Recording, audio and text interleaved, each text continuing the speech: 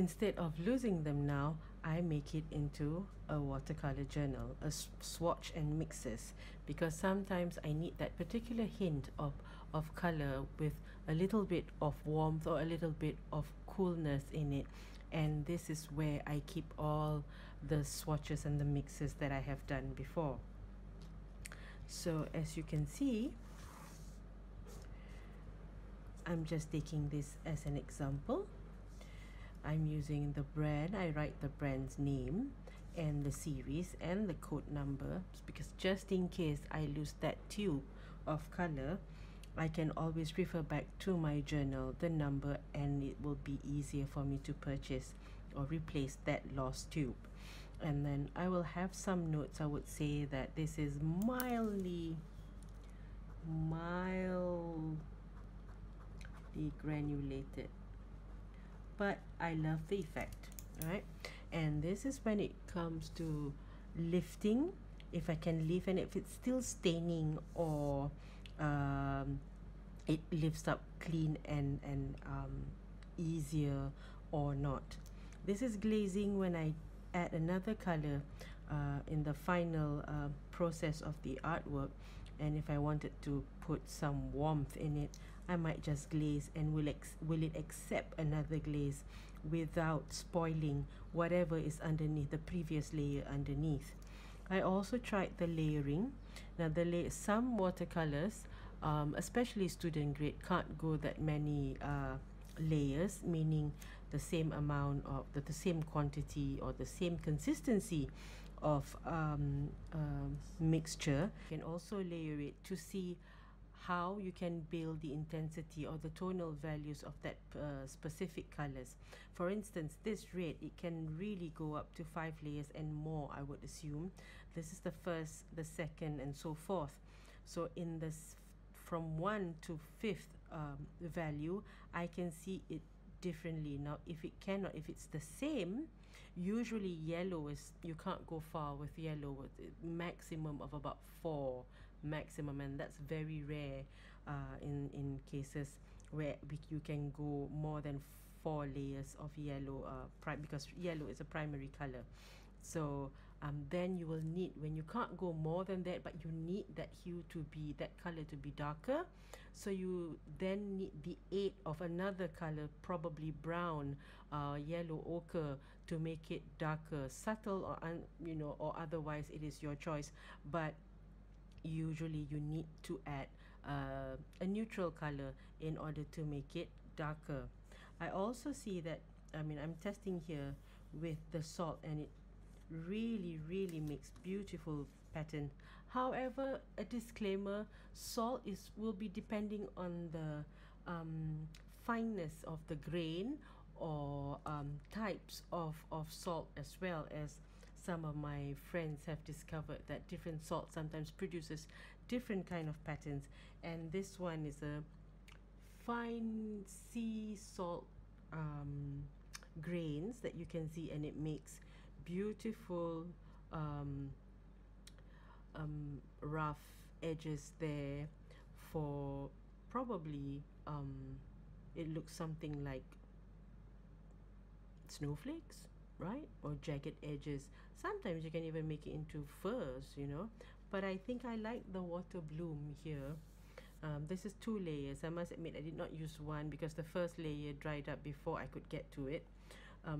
So I put another layer. When you want to do water blooms, the paint or the mixture, the initial mixture, just before you put the water, you drop water on it, it cannot be too wet or too dry.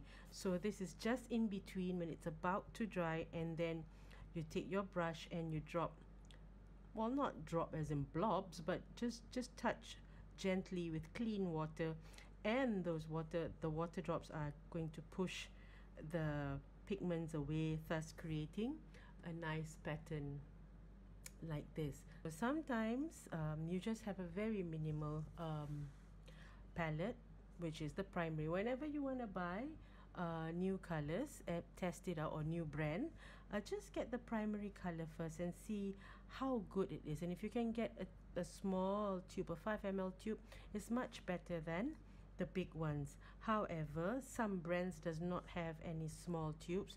No matter, just buy just 3 colors only and start with that and see whether you like the consistency, whether it is fine, whether you want it very transparent, or you want it very, very smooth, or you want it just finely granulated, mildly granulated like this, or it's up to your preference, right? So you do a mixture of these 3 colors. I'm not going to go into detail about how you do this because there's like plenty of those tutorials on how to make color chart or color study as they call it on YouTube. Just watch any one of them, see which one that suits or that you can relate to and understand well. So I did this, a little bit of this.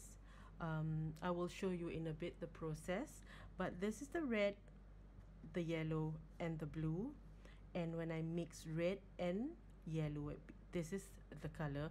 Of course, I'm being very, very stingy here and making it as light as possible, but you can already see the change of color. It's really in between, but it's more towards the warm orange.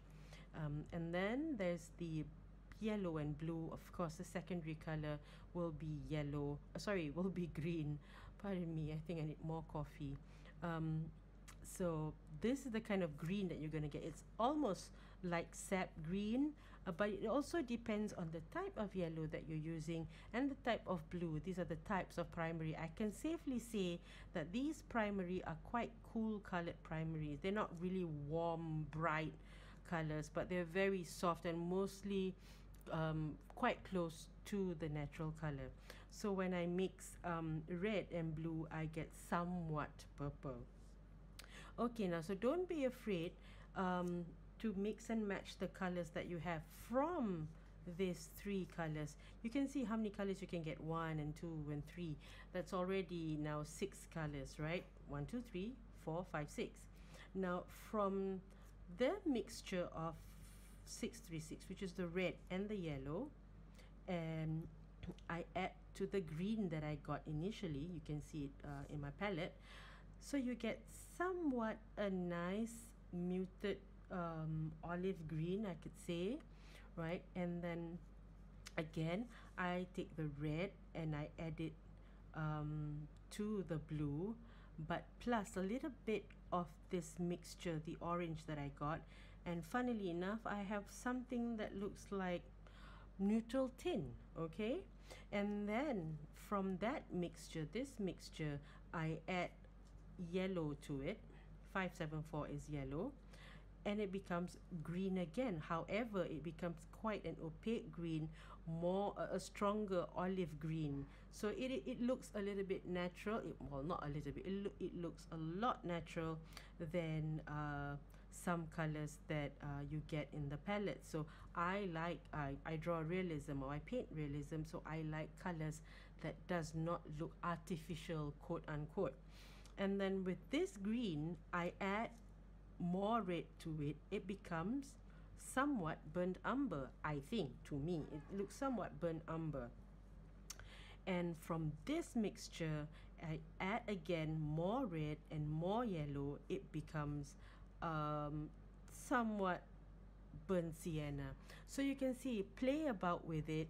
Play this watercolor swatch book or swatch journal will help you see the transition from one mix to another, from the primary to the secondary to the tertiary, what is complementary, what results you want to achieve is all up to you. But this is just an aid for you to keep a record and a journal of how you want, how you can keep your colors.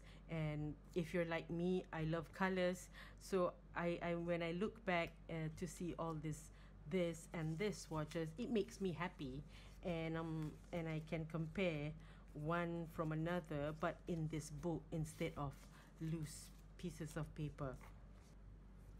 You can also use this book to make a swatch for your working project or your work in progress. In this instance, these swatches were used to see if that is the right pink that I would like to use for this composition, whether it's the permanent rose or is it the opera from Holbein, which one suits it best. And then you can also see the interaction or the combination, whether it is a warm combination or a cool combination, if it all works well with one another. Because sometimes when you start working without swatching and you just, okay, gung-ho, let's go and do it, but it somehow didn't jive or gel well, the colors. So this book also will help you in trying to show you whether it does work on paper, because what we see in paint is sometimes quite difficult than what we actually get when it's on paper. In this instance, we have marked out which color that we think suits best, and therefore mix it about on this side to see whether it does jive well or it mixes well with the colors that you have selected. This journal is using watercolor paper, as in cotton paper. You can actually start doing your little sketches, or a very rough sketch of how you want it to be, or your painting to be, by using the colors that you have already selected, right? And you can see that it works well or not work well. If it doesn't, you can still try and add on this particular paper, so that you can actually see for yourself before you start a big project.